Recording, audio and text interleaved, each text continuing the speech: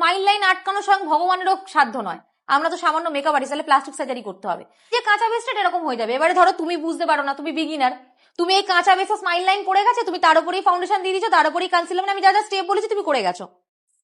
তারপরে তুমি পাউডার দিয়ে ওটাকে সেট করে দিচ্ছ, পুরো ভিজিবল হয়ে যাবে, যেটা মোর ক্রিজটা ভিজিবল হয়ে গেছে। আমি করার পরে দেখো ক্রিজটা অতটাও ভিজিবল এখন অব্দি হয়নি, যখন ততটা ছিল।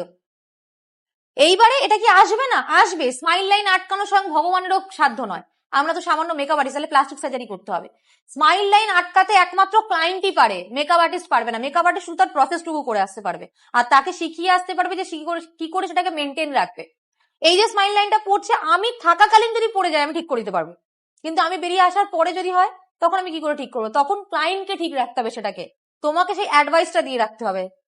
এই অবস্থায়, কাঁচা বেস অবস্থায় বা পাউডার দেওয়ার অবস্থায় যদি স্মাইল লাইন আসে, ইয়ারবাড দিয়ে ওখান থেকে প্রোডাক্টটা পুরো তুলবে, যে কোনো একটা ফ্লাফি ব্রাশ নেবে, কোনো প্রোডাক্ট নেবে না, এই ব্রাশে যেটুকু প্রোডাক্ট রয়েছে সেই প্রোডাক্টটা দিয়ে এখানটাতে এরকম ড্যাব ড্যাব ড্যাব ড্যাব করবে। এই দুটো সাইডে যে প্রোডাক্ট আছে ওই প্রোডাক্টটা দিয়ে ওখানটায় ফিল হয়ে যাবে। আলাদা করে প্রোডাক্ট দেবে না, তাহলে আরো ভেতরে ঢুকে গিয়ে স্মাইল লাইন চলে আসবে।